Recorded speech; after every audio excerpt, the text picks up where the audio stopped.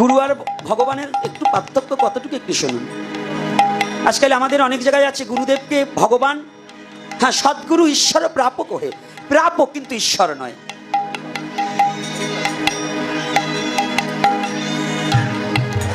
সদ্গুরু ঈশ্বর প্রাপক হে, ভাষাগুলো আগে বুঝতে হবে। তত্ত্ব না জেনে মত্ত হলে কাজ হবে না। আস্তে আপনি বসুন, আগে তত্ত্বটা বুঝতে হবে। এই কথাটা মায়েরা ভালো করে শুনবেন। আমাদের মায়েদেরই বিষয়ে অনেক জায়গায় ভুল আছে, একটু ভালো করে শুনুন। বাবারাও অনেক সময় তো পূজারি হয় না, বাবার সাথে ব্যবসার কাজে লিপ্ত। মায়েরাই বিশেষ করে মন্দিরে পূজা পাইল করে, এরা গুরুদেবের চরণেও তুলসী দিয়ে দেয়, দেয় না? দেন কি না? অনেকে দেন না? গুরুদেবের চরণে কিন্তু তুলসী পাবে না, শাস্ত্র নিহিত, হরিভক্তি বিলাস নিহিত, মৌখিকভাবে কোনো কথা বলা যাবে না। মৌখিক মন গড়া ধর্ম করলে কাজ হবে না। মন গড়া ওদেরই ধর্ম, ওরা খিচুড়ি খায়, গাঁজা টানে, গায়ে দুর্গন্ধ। মন গড়া ধর্ম করলে কাজ হবে না। তিনটা স্তর থাকবে অন্তত প্রতিটা। গুরুদেব আমার প্রথম স্তরে, গুরু ভিন্ন গোবিন্দকে পাওয়া যাবে না, কিন্তু গুরুই ভগবান নয়। কি করে? তিনটা স্তর করবে। প্রথম স্তরে রাধাকৃষ্ণ যুগল, দ্বিতীয় স্তরে নিতাই গৌর পঞ্চতত্ত্ব এবং অন্যান্য ভগবানের বিগ্রহ, রামচন্দ্রকেও রাখা যায়, তাতে কোনো বাধা নেই। তার নিচের স্তরে গুরু সরগোস্বামীদেরকে রাখা যাবে, কিন্তু গুরুকে উপরে আর তার নিচে গোবিন্দকে, এইটা যারা রাখে ওরা ভুলের রাজ্যে, ভুলের স্বর্গে বসবাস করছে, সঠিক রাজ্যে নয়। তুলসী হরিভক্তি বিলাস মোতাবেকে কলির যুগে তিনজন পাবে। প্রথম হচ্ছে গৌরাঙ্গ, নিত্যানন্দ, অদ্বৈত, এদের চরণে তুলসী। গদাধর আর শ্রীবাসীদের বক্ষে। কষ্ট হচ্ছে না কিনা বলবো না? বলবো না? বলবো না? হ্যাঁ, এটা কিন্তু সারা বিশ্বে ছড়িয়ে যাবে। ওই যে ভিডিওগুলো ওরা ক্যামেরা ইউটিউবাররা আসছে না, ছড়িয়ে যাবে। আজও অনেকে দেখছি অনেক সংগঠন থেকে যার যার গুরুর সরভুজ মূর্তি বাড়ি করেছে এবং গুরুদেবের বিশ্বরূপ দর্শন মূর্তি দেখাচ্ছে। আমি বুঝি না, ওরা ভাত খায় না, ফ্যান খাইয়ে মানুষ হয়েছে। মহিমায় গুরু কৃষ্ণ এক করি যান, গুরু বাক্য হৃদে সব সত্য পরিমাণ। প্রকাশ্যে গুরু আর কৃষ্ণ এক নয়, মহিমায়। ধ্যানের ঘরে গুরু আর কৃষ্ণ, এটা গুরু আর শিষ্যের ব্যাপার। ধ্যানে গুরু আমার পরমারাধ্য, কিন্তু প্রকাশ্যে বললে মানা যাবে না। ধ্যানের ঘরে আমার গুরুই আমার কাছে সাক্ষাৎ ভগবানের সমকক্ষ, কারণ গুরু ছাড়া তো ভগবানকে প্রাপ্তি হতে পারছি না। কিন্তু প্রকাশ্যে যদি বলি আমার গুরুই কৃষ্ণ, ওই শিষ্যরা আমার কাছে ধরিয়ে আনবেন। আমার ভগবান কৃষ্ণ গিরি গোবর্ধন পর্বত 7 দিন কেন আঙুলের উপরে রাখছিল, তোমার গুসাইরে ধরিয়ে আনো। আধা কেজি যদি 3 ঘন্টা রাখতে পারে তাই বুঝবানে গুসাই। এই যারা সাক্ষাৎ কৃষ্ণ আর গুরু এক কয় মুখ মুখে যে আমার গুরুই কৃষ্ণ, ওইগুলো হইলো ওই চৈতে গুসাইয়ের মৈতীয় শিষ্য। এজন্য প্রকাশ্যে কখনো গুরুকে সাক্ষাৎ কৃষ্ণ বলা যাবে না। ধ্যাননেত্রে গুরু গৌরাঙ্গ দ্বিভুজাং করুণাকাং নিকুঞ্জ স্থানাং কল্পপাদ যুগলম, এটা ধ্যানের ব্যাপার, প্রকাশ্যে নয়। প্রকাশ্যে নয়। স্বামী স্ত্রী যেমন মিলন করা হয়, প্রকাশ্যে করলে তারা বেবিচারী বলা হয়। যারা প্রকাশ্যে গুরু গোবিন্দকে এক বলা হয় তাদের বেবিচারী বলা হয়, তারা কোনোদিন সৎপথ অবলম্বনকারী নয়। এই জন্য স্তর ভেদে ভজন, এই জন্য সখী অনুগত হয়ে ভজন করতে হবে। রাধারানীও নারী, চন্দ্রাবলীও নারী, এবং বিশখাও নারী, তুঙ্গবিদ্যাও নারী, কিন্তু সবার স্থান রাধারানীর স্থানে ওই সবাই যেতে পারে নাই। তদ্রূপ এই জন্য কেউ সাবধান। আজকে আমার গুরুকে আমি কৃষ্ণ বলবো, আপনার গুরুকে আপনি কৃষ্ণ বলবেন, ওর গুরুকেও কৃষ্ণ বলবে, ওর গুরুকে কৃষ্ণ বলবে, যদি কৃষ্ণই সব। এইগুলো ছেড়ে দিয়ে, এই জন্য কি বলছে, একেলা ঈশ্বর কৃষ্ণ আর সব ভিত্ত, যারে জৈছে করায় নিত্য, সে তৈছে করে নিত্য। গুরু বস্তুটা সাংঘাতিক, আশ্রয় সম্বন্ধটা যদি এই আশ্রয়ে ভুল হয় তাহলে জীবনের সাধন ভজন সব ভুল হয়ে যাবে। এর জন্য আশ্রয়টা সঠিক করতে হবে। আর কোনো গুরু যদি বলে আমি ভগবান, এই ওটা গুরু হবার পার না, ওটা গরু হয়ে গেছে। আরে গরুর তো তবু কাজ হয়, দুগ্ধটা সেবাই লাগে গোবিন্দের, গোবরটা লেপায় লাগে, পঞ্চগর্ভ তৈরি করবার পুষ্পাপটাও লাগে, আর আমাদের লাগবে না কিছু। এজন্য গুরু গোবিন্দ একটা জিনিস জানবেন, এই যে জগৎগুরু পরিব্রাজক, এনার যে যোগ্যতা ছিল আমার মতো পশুর সেই যোগ্যতা নেই। কেন নেই? উনি ভগবানের প্রেরিত পুরুষ। শ্রীমৎ দুর্গাপ্রসন্ন পরমহংসদেব এনার একটা ছোট একটা চটি বই আমাকে একজন গিফট করেছিলেন। আর আমি ওনাকে আজ থেকে নয়, আমি শ্রীগুরু একবার বরিশালে এসেছিলাম অনেক দিন আগে, তখন এই গুসাইগিরি টিরি করি না, তখন এই কানে এই ফু দেওয়া ব্যবসা শিখি নাই।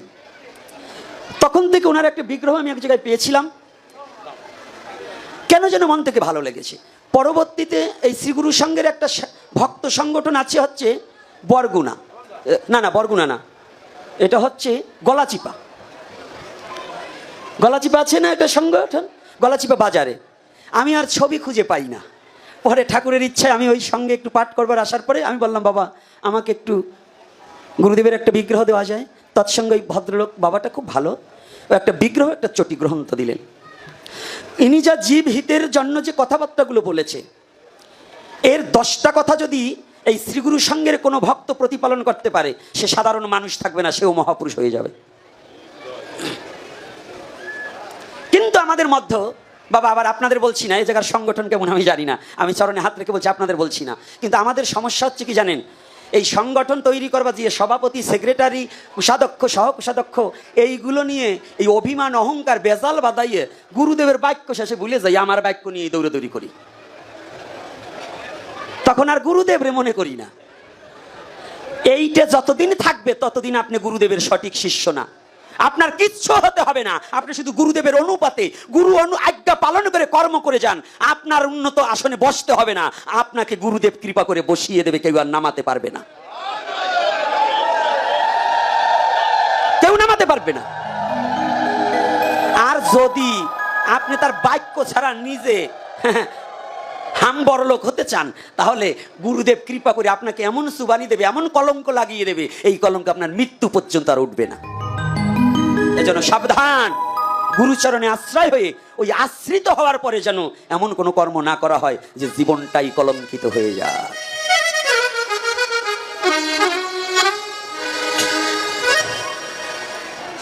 তাহলে আমাদের কি আছে? এই যে কথাটা মায়েরা, দাপর যুগে রাধা কৃষ্ণ, রাধারানীর চরণেও কোনো কোনো ভজনের দ্রষ্টারা বলেছেন রাধারানীর চরণেও তুলসী দেওয়া যাবে না, কোনো কোনো জায়গায়। আবার কোনো কোনো জায়গায় অনুরাগ মার্গে তারা রাধা গোবিন্দ দুইজনের চরণেই নিক্ষেপ করে দেয়, রাধে রাধে। আমি দুটো কথা বলে দিলাম, আমি কিন্তু এক পয়সা বিচার করা যাবে না। যদি আজকে একটা কথা বলি তাহলে আমার পক্ষপাতিত্ব হবে, তাই তো বাবা? বৃন্দাবনে কিন্তু অন্য সখা সখী কারো চরণে নয়, শুধু রাধা গোবিন্দর চরণে একেবারে সম্পূর্ণ তুলসী ধরে তাদের চরণে নিবেদন করে দেয়, এটা কিন্তু সত্য। আর ত্রেতা যুগে ভগবান রামচন্দ্র পাবেন, সীতা কেউ নয়, ভালো করে বুঝে নিন। কিন্তু আমরা এখন বর্তমান যেগুলো করছি, এটা যেন আমরা একটু বিরত থাকার চেষ্টা করি।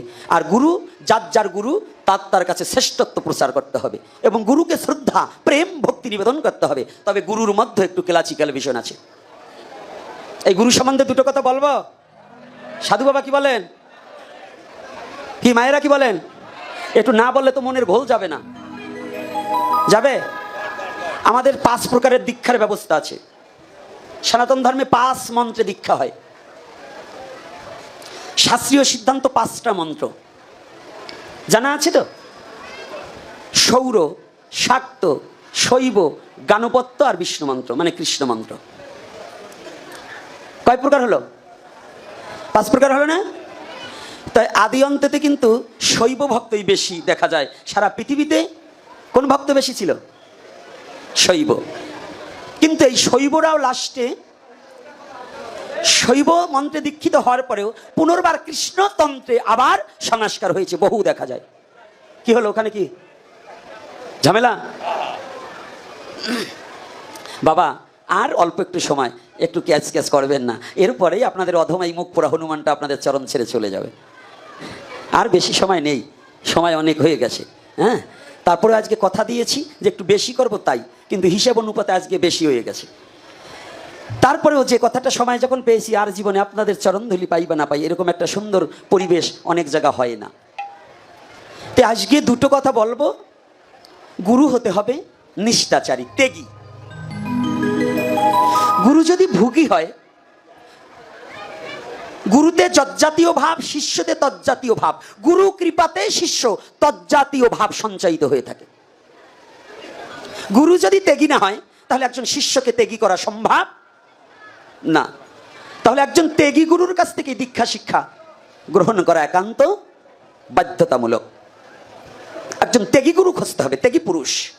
তবে ত্যাগী হলেই হবে না, ত্যাগ করিল শুধু নারী, তাতে কি হয়? ব্রহ্মচারী। আমি নারী ত্যাগ করলাম, আমার বিয়ে করলাম না, তাতেই কি ব্রহ্মচারী হয়ে গেলাম?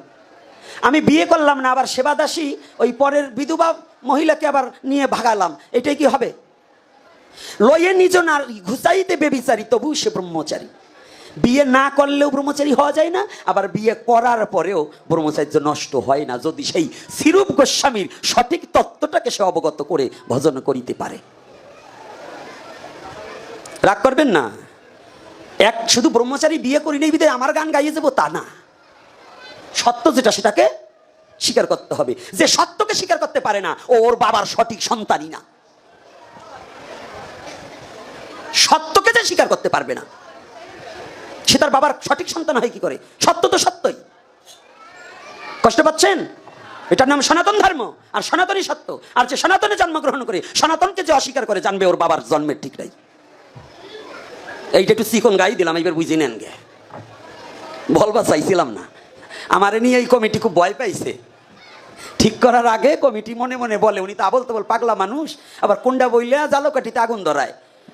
আমার ছেলেরে বলে অন্য কোনো কেন নিজের ধর্ম ছাড়া জন্য। আপনারা কেমনে ভাবলেন? আমার সনাতনে কি কম আছে? হাই, আমার সনাতনে যা আছে পৃথিবীতে সবাইকে ধার দিতে পারি। আমার সনাতনেতে সবাই বাঁচতে পারে। আমার সনাতন কার কাছ থেকে ধার আনতে হয় না। আমি সেই ধর্মে জন্মগ্রহণ করেছি। আমার ধর্মের কথাই আমি বলি, আমি কারো ধর্মের কথা বলবো না।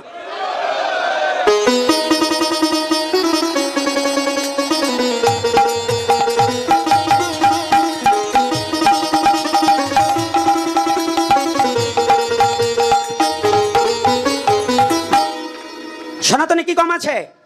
আমার টাকা না থাকলে তো আর একজনে ধার করবো, তাই তো? আমার চাল না থাকলে আর একজনের কাছে যাবো। যদি আমার থাকে সব, আমি আরো 50 জনকে চালাতে পারি, তাহলে আমি কার কাছে ধারে যাব? সনাতন ধর্মে যে জন্মগ্রহণ করেছো, পৃথিবীতে কোনো কারো কাছে, কোনো ধর্মের কাছে তোমার হাত পাততে হবে না একটা শাস্ত্রের জন্য, একটা তত্ত্বের জন্য, একটা সিদ্ধান্তের জন্য। বরঞ্চ অন্য ধর্মের লোক সনাতনের ধর্মকে চর্চা করে তাদের পেটের ভাত জোগাতে হয়। কিন্তু সনাতনী যে কখন অন্য ধর্মের নিন্দা চর্চা করে তাদের ভাত জোটাতে হবে না। এজন্য সাবধান। কোন সনাতনী অন্য ধর্মের কোনো নিন্দা করবে না। নিজের ধর্মটাকে গবেষণা করো।